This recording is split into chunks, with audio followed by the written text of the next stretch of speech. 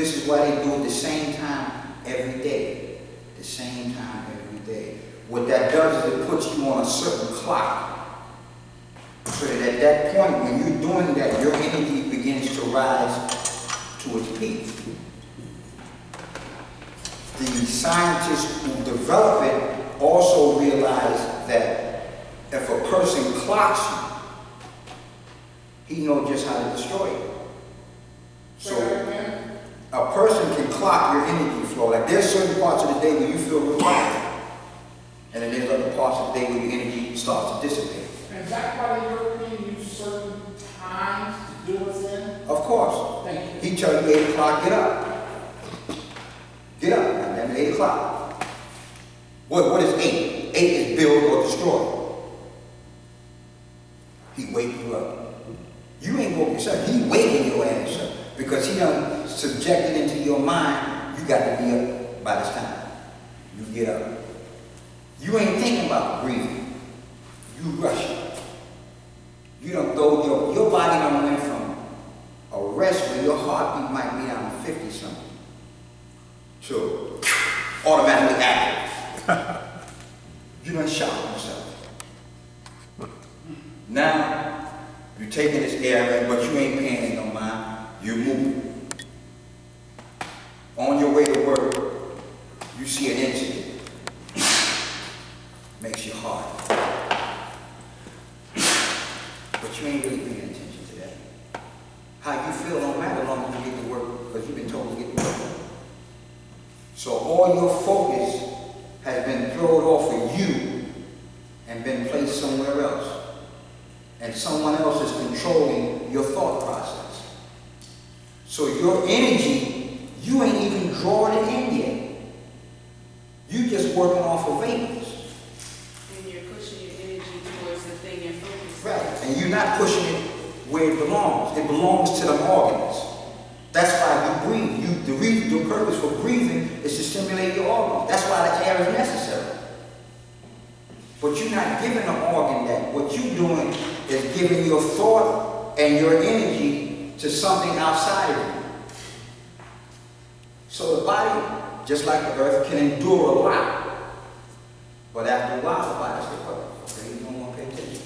So with the Qigong, how is it recommended to do it? Once you wake up. Once you get up in the morning, the first thing you do is that. Charge up.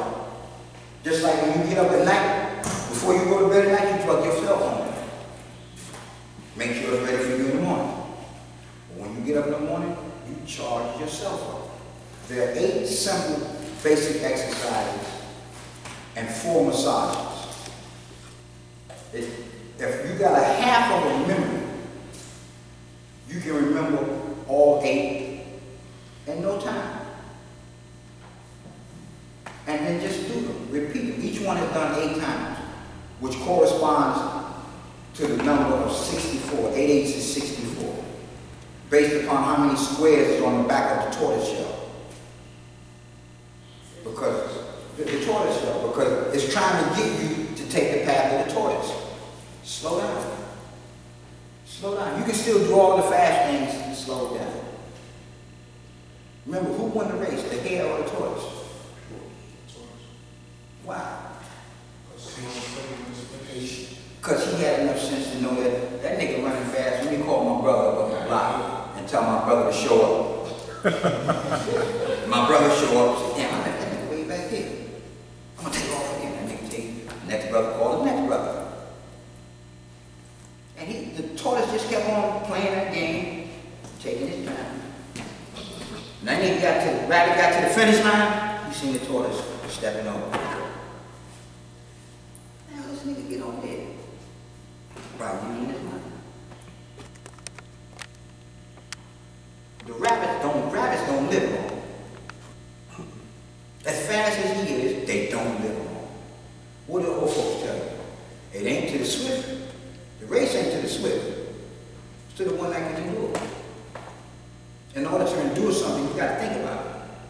You got to get involved in it. You got to realize what works in a fast race and what doesn't work. If we sprint from here to there, here to the east side, to the west side. We going to the west side, then you got to have endurance. Endurance means storing up. In order to store up, you got to fill the body with that air and then let that air out in intervals. You don't let it all out right away. Take your time, let it come slow. Let it come slow. The 8 exercises work all the body. From the top of your head to the bottom of your feet. It works. All you have to do is be conscious with your intent. Because it's all about your intention. If you intend to get energized, you're going to get energized. If you intend to be lazy about shit, you're going to be lazy. Because you already done programmed yourself with your intent. So what I would like everybody to do is get up. We're going to do, I want to show them to you. I want you to be able to do this. Because talking about it, we can talk for hours. Everybody get in a circle. Pop, you can do it from the sitting position. All it is, the first one is called 2 hands push the sky. Stand on your feet in 45. What you're going to do is you're going to take an inhalation real slow and keep that inhalation with the movement. When it reaches here, stop. Then exhale, come down, stop. Flip your hand over. We're going to inhale and raise up on the toes. Stop. Then we're going to exhale and come down. By the time our hands touch our sides, our heels should hit the floor. All right, now we're going to do a breathing.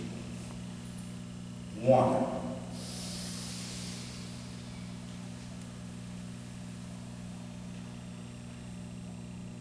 2.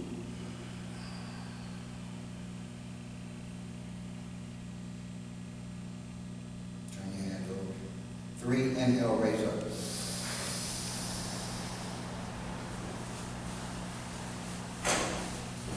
4, exhale.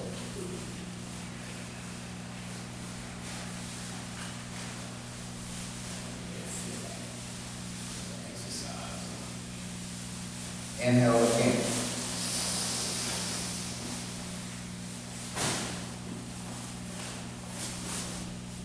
Exhale.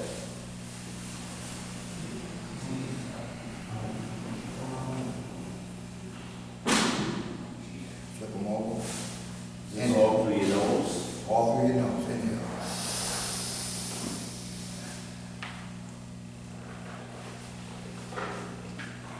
Exhale.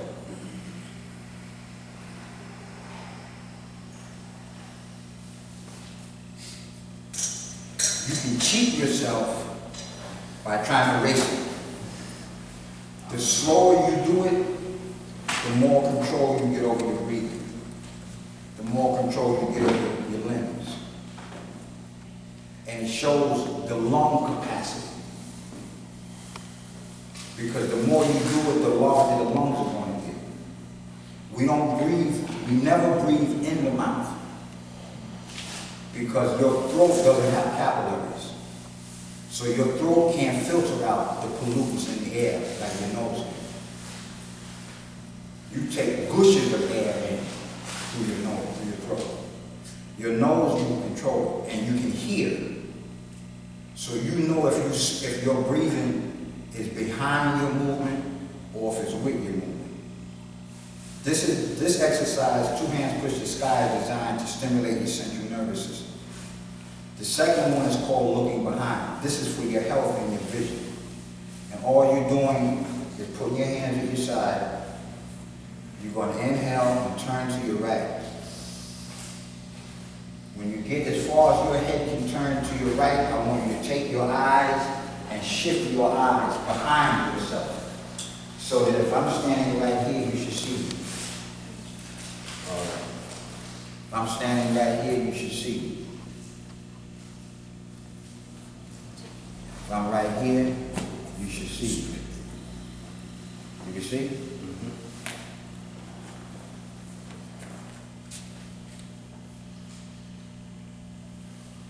Can you see? Turn your eyes this way. Yeah, you see, okay. Can you see? Can you see? Can you see? Can you see? Oh, no. Turn your eyes. Can you see? Yeah. You have to pull the eyes so that you get used to twisting your head and then turn. It's like an owl. This is what an owl does all day long. Except he turns 180. We turn 180. He uses peripheral. He uses your peripheral vision, yeah. So the exhalation at what point when I'm... The exhalation is not when you're coming back to the center. So you inhale going to the right.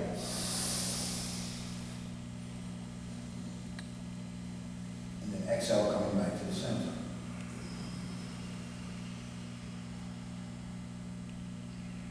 Then you inhale going to the left.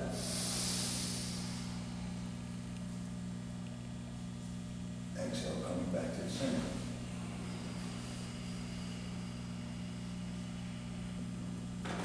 So, last breath should come up as soon as you hit the center. As soon as you hit the center, that's when the last breath comes out.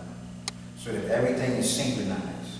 You don't move without breathing. You don't breathe without moving. Everything works hand in hand. The next one is called body bending. Body bending is designed for people who have bad backs, bad discs.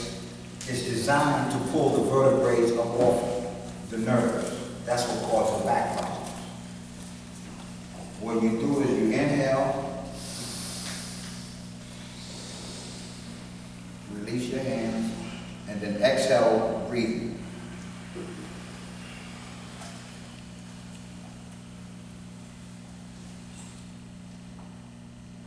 Then inhale, coming back up.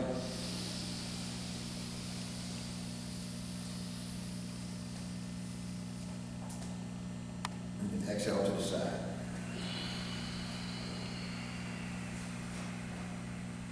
Now, when the hands are here, you have to keep your head between your arms. Don't let the head come first, and don't let it come second. Keep them right between the arms. The reason why that's done is so that the vertebrae on both sides are pulled evenly. And that's your gauge, keeping the head right there, right in between the arms.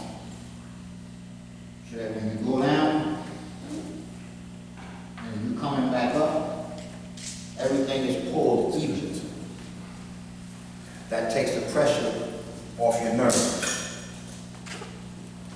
It doesn't help like when you have your hands up this and up. When you're coming up, as long as your head is between your arms, you're all right. You don't want the head to go first, and you don't want it to be followed. Otherwise, you get an uneven pull. It's disproportionate. Right. You might pull one side, but if you pull on one side, you're pressing the other. So you want to be able to do them all together, so that's what it's important to keep the head between the arms. And we want to do it with the breathing. We want to inhale,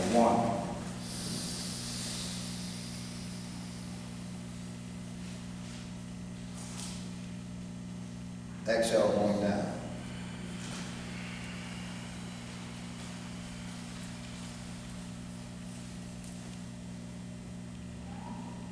Inhale, going up.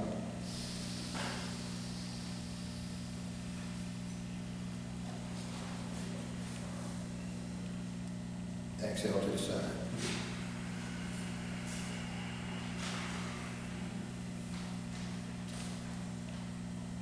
One more. Inhale.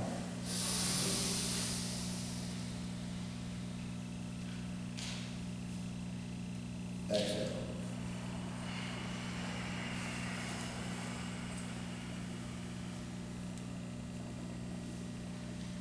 Inhale.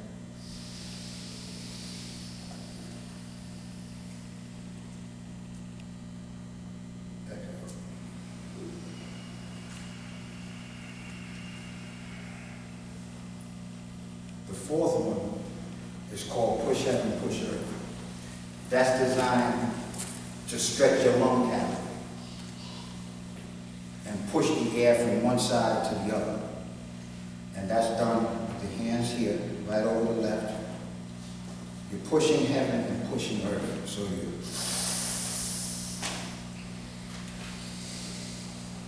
you rotate the hands, and then you exhale.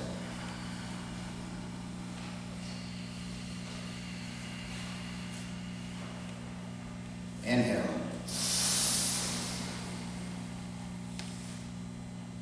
You rotate.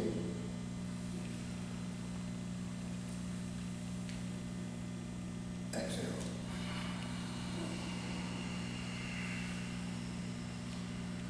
One more. Inhale.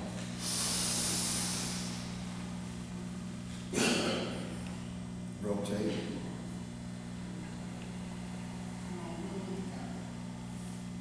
Exhale.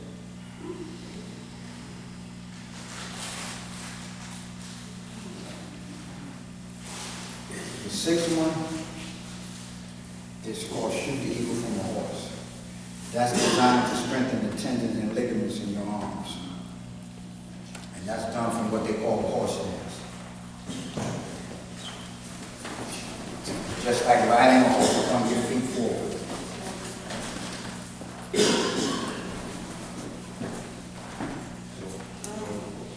Squat, so that your thighs are parallel to the floor. All right, back is straight.